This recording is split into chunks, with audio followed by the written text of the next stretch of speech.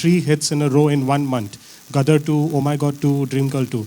Now Fukrey 3 is coming and it looks tailor-made to be another big hit.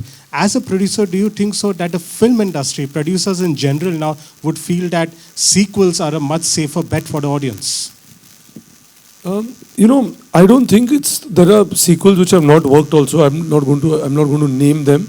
But I just feel that if there is an investment made in those characters, there's a love for them, there's more for people to consume of them, then those should be made. And you should only continue making it if you feel those stories can organically, seamlessly move forward, right?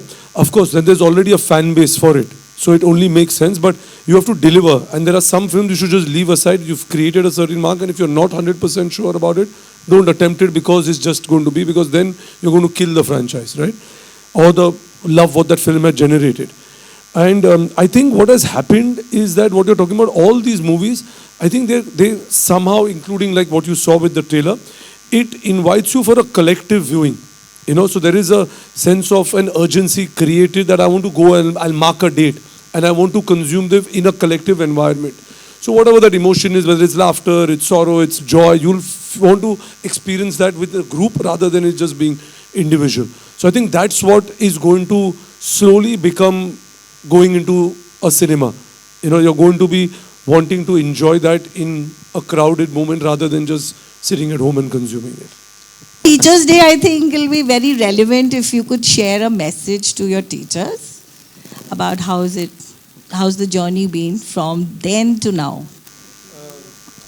To be honest, I think obviously all of us, our foundation, to be honest, since we're talking, and what you do at your school. I'm saying this because my son, when I'm talking about a few years ago, went to his school, and the only thing his teacher told me is that whatever you're going to do at home is 20% and 80% is what we'll make out of your child in school. But you have to balance that 20% with us. So I go back to think that this is exactly what happened. Our foundation is made at school. So everything we are today and who we are, I think a lot of it has been shaped by the educators we had at that school, because that is the age you're impressionable also. So it's how you're molded, how you're guided, and obviously with parents at home. So teachers come in various formats, right? Whether your parents are your teachers at a certain phase in your life, your teachers in school are your teachers, you start going to work and people you learn under are your teachers. So I think even today I still feel that I'm going to continue learning and I still have a lot more to do. So yeah, happy Teachers' Day.